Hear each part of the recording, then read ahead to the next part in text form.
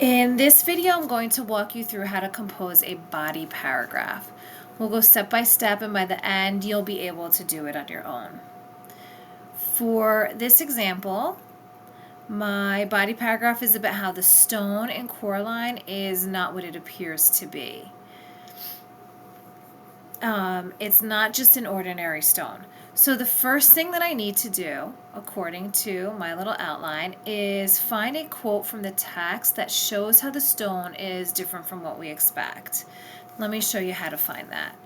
I'm going to go, sorry about that. I'm going to go back to my Google Classroom. Underneath the Coraline topic, or obviously for period 2, the graveyard book topic. And I'm going to click on full text, and that's the full text of the novel. Once you have an idea of the scene where your example is going to come from, where your object or your person or your living thing does something unexpected, you're going to want to search for it. So in my case, I want to search for a scene with the stone. The way you'll do that is you'll hit Control F, and this little box will appear, and you can search for a keyword. So for example, I want to find the moment when Coraline looks through the stone and finds the first soul.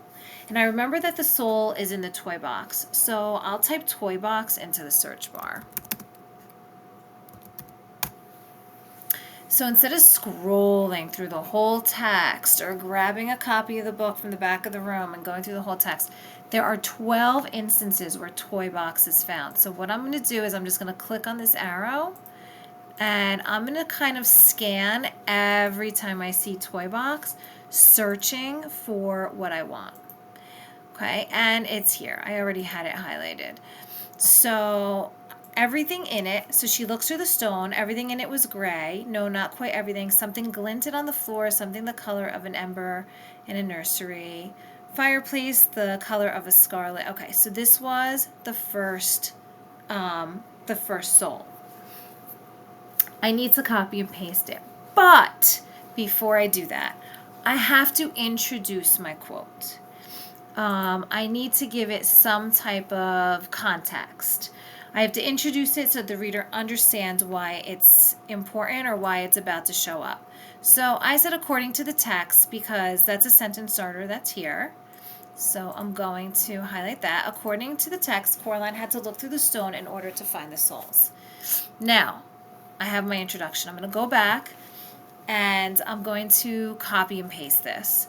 Here it is. You cannot use Control C to copy this. For some reason it doesn't work. So I have a mouse and I am right clicking on the mouse and it to get this little box that says copy. If you don't have a mouse, you need to put 2 fingers on your mouse pad. You tap your mouse pad with 2 fingers and that will pull up this word copy. So it says copy. I'll come back here, and here I can use Control V, but you've already seen my secret. I've already written everything in, so I've already pasted it in. I'm just going to highlight it in black. After I do that, my next step is elaborating on my quote. And we need to explain it and connect it back to the thesis, which is that not everything is what it seems. To do this, you're going to write 3 separate sentences that explain and expand on the quote. So those are the 3 elaboration sentences. I gave you sentence starters to help you with this. It's important to use them in the correct order, so the order that they appear, to make your writing flow. So for this paragraph, my 3 separate sentence starters for my detail or my elaboration sentences are to explain, this means, and this proves. So I said, to explain, the stone was not just a random stone, but a special stone. So again, I'm going to make these stand out so you can see that I used all 3 of those sentence starters. For this means, let's see. Here is my next sentence. This means that the stone had the special purpose. Sorry. I'm sorry if you hear the background noise. This means that the stone had the special purpose of helping Coraline find the lost souls in her parents. And then I have this proves, and it says this proves, sorry about that, that this was not an ordinary stone. It was not what it seemed to be. Okay, so topic sentence, which we did already, citation with some introduction to give it some context, and then my 3 elaboration sentences. Now my first body paragraph is done. I can move on to my next.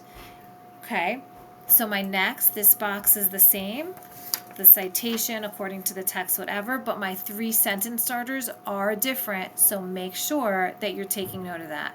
And here are 3 separate sentence starters as well for the third body paragraph. Okay, so again, you're going to use these sentence starters when you're working on your body paragraphs to provide some detail and to provide some elaboration. When you get to your paragraph or paragraphs on 11, okay, you can go back here, and this was where I was when we first started this video. If you go right underneath the full text, this is in every period, including period 2, and you click on 11, you can open it up, and here you are. You can copy and paste the same way we just did for the Neil Gaiman novel. One final note. I'm going to put this here in case you want to pause it as a model. That's fine. One final note. When you're working on your analysis, your elaboration sentences, and your citations, you may not use my words. So if I see this writing in anyone's essays, you can use the quote from the text, but you can't use my introduction, and you cannot use my details. If I see this in anyone's my exact words in anyone's essays, you will get an automatic 0. You need to create your own ideas and your own interpretations. Okay. I look forward to seeing what you've come up with on Tuesday, when we will work on our conclusion paragraphs and try and finish up this whole essay.